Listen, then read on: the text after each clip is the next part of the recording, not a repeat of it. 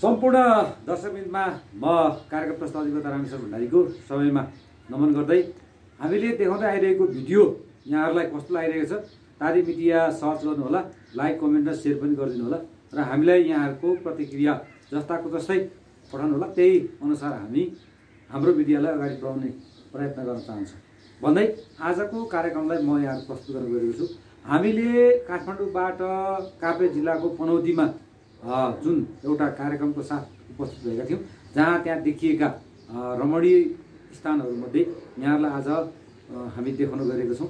विशेष गरी काभ्रेको पनौती नगरपालिका अन्तर्गत रहेको र ऐतिहासिक मठ मन्दिरले घेरिएको एउटा सहर, वास्तवमै एउटा सुन्दर सहरको रूपमा देख्न सकिन्छ, जहाँ 12 वर्षीय मेला लाग्ने ठाउँ छ। जुन 12 वर्षीय मेला लाग्नलाई यहाँ दुईवटा खोलाको चाहिँ संयोजन त्यहाँ छ, दोभान छ। जुन दोभानमा त्यहाँ देवी देवताहरूको मन्दिर र आकर्षण रूपमा चाहिँ त्यहाँ महादेवको मन्दिर छ र जहाँ 12 वर्षमा अति नै एउटा भव्य ठुलो मेला लाग्ने गरिरहेछ, जहाँ लाखौँ लाख जनताहरू त्यहाँ आफ्नो चाहिँ धर्म कर्मको लागि र त्यहाँ भिजिटको लागि भ्रमणको लागि आउने गर्छन् भने त्यति मात्रै नभएर प्रत्येक दिन त्यहाँ स्वदेश तथा विदेशका नागरिकहरू पनि त्यो मन्दिरलाई हेर्नको लागि आउने गरेको हामीले त्यहाँ देख्न पायौँ।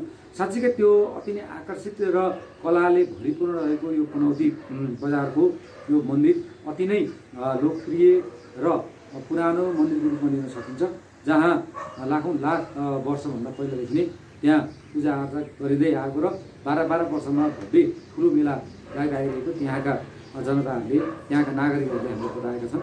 र त्यो ठाउँ अति नै चाहिँ संवेदनशील ठाउँ पनि रहेछ, किनकि त्यहाँ एकदम पुराना पुराना मठ मन्दिरहरू त्यसको संरक्षण गर्नुपर्ने र त्यो हिजो लिच्छवी कालदेखि त्यहाँ राणाकालीन लिच्छवीकालीन अवस्थादेखि नै त्यो ठाउँ एउटा मन्दिरै भरिपूर्ण रहेको ठाउँ हामीले देख्न सक्छौँ। र त्यो साँच्चीकै नदीको किनारको तटमा त्यहाँ मन्दिरको जुन आकर्षण छ त्यसलाई अझ हामीले संरक्षण र त्यसलाई राम्रो बनाउनु हो भने स्वदेश तथा विदेशका अधिकांश धार्मिक पर्यटनका व्यक्तिहरू त्यहाँ आउने गरेका छन् र धार्मिक पर्यटनको हिसाबले मात्रै नभएर त्यहाँ आन्तरिक र सामाजिक रूपमा पनि त्यो ठाउँलाई देशैभरि चिनाउन सकियो भने साँच्चीकै त्यो एउटा मुलुकको धार्मिक स्तरमा अति नै महत्त्वपूर्ण स्थान रहनेछ भन्ने भन्न सक्छौँ।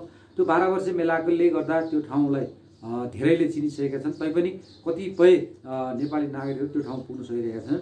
त्यो ठाउँमा जानको लागि काठमाडौँबाट नजिक छ, बनेपा बजार हुँदै त्यहाँ पनौती बस पार्कबाट 10-15 मिनट पैदल यात्रापछि वा गाडी नै त्यो ठाउँ पुगिन्छ। त्यो ठाउँ अवश्य यहाँहरूले एकखेर भिजिट गरेर हेरिदिनु पनि हामीले अनुरोध गर्न चाहे। यस्ता ठाउँहरूले नेपालको आर्थिक र सामाजिक र धार्मिक कुराहरूलाई अग्रसर रूपमा अगाडि बढाउनै जमर्को गर्छ भने साँच्चीकै यो धार्मिक क्षेत्रले मानिसमा एउटा आफ्नो संस्कार र संस्कृतिको बारेमा मात्रै नभएर मुलुकको नै एउटा धर्म संस्कृतिको अनुसरणमा अगाडि बढाउने छ भन्ने पनि यहाँहरूलाई भन्न चाहे। आगामी दिनमा यस्ता कार्यक्रमहरू यहाँले अझ गर्नुहोला। नमस्कार आदरणीय दर्शकवृन्द, हामी आज यतिखेर काभ्रे जिल्लाको पनौती बजार आइसकेका छौँ। यहाँ 12 वर्षीय मेला लाग्ने ठाउँ यहाँहरूलाई प्रत्यक्ष रूपमा देखाउन गइरहेको छौँ। 12 वर्षीय मेला लाग्ने ठाउँ यही नै हो। यही नै 12 वर्षीय मेला लाग्छ। यो एकदम ऐतिहासिक ठाउँको रूपमा लिन सकिन्छ। यो साँच्चीकै नेपालको ऐतिहासिक ठाउँमध्ये 12 वर्षको मेला लाग्ने ठाउँ हो। यो संरचना हेर्दा साँच्चीकै यो राणाकालीन भन्दा अगाडिदेखिको एकदम महत्त्वपूर्णकै रूपमा यो मन्दिरहरू देख्न सक्छौँ हामीले। विशेष गरी यहाँ खोलाहरू पनि यताबाट आइरहेको छ, कहीँ आइरहेको छ। यो 12 वर्षीय मेला लाग्ने ठाउँ यो अति नै भिडभाड हुने छ।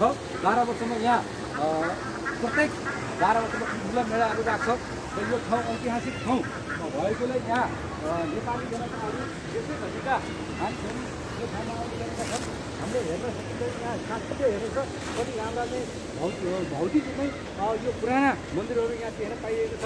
यो राणाकालीन अवस्थादेखिको अहिलेसम्म हामीले यो ठाउँलाई अझ संरक्षण गरेर अझ यसलाई राम्रो गर्ने हो भने यो प्रचार गर्न सकिने हो भने साँच्चीकै यो देशको लागि एउटा धार्मिक पर्यटकीय स्थल र धार्मिक पर्यटनको हिसाबले पनि अति महत्त्वपूर्ण हुन सक्छ भन्ने कुरा पनि यहाँलाई आज प्रत्यक्ष रूपमा हामी पनौती बजारमा आएर देखाइरहेका छौँ।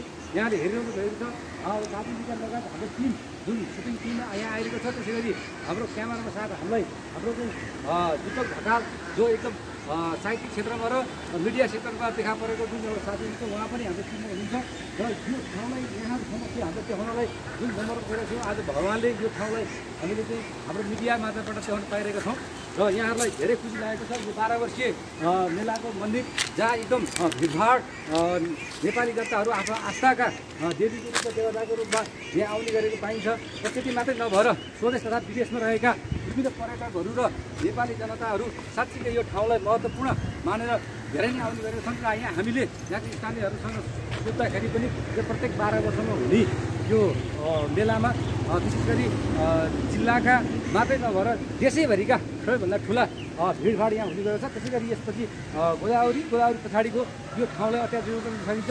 यो पुल पनि हामी देख्न सकिन्छ। यहाँ सबै संरचनाहरूले हेर्न सकिन्छ। यो अति नै पुरानो मन्दिरको रूपमा र पुरानो सहरको रूपमा देख्न सकिन्छ। भन्दै आगामी दिनमा फेरि यस्ता ठाउँहरूको बारेमा यहाँहरूलाई जानकारी दिने मेरो साथमा राजु राई, त्यसै गरी हाम्रो क्यामेरामा सहयोग गर्नुहुने दिपकजी लगायत सम्पूर्ण टिमलाई नमस्ते भन्दा यो हेरेर हामीलाई लाइक कमेन्ट र सेयर पनि गरिदिनु होला। साथै यहाँहरूको सुझाव हामीलाई आवश्यकता छ, सुझाव दिन पनि अनुरोध गर्दै म बिदा हुन्छु। धन्यवाद, नमस्ते, जय हो।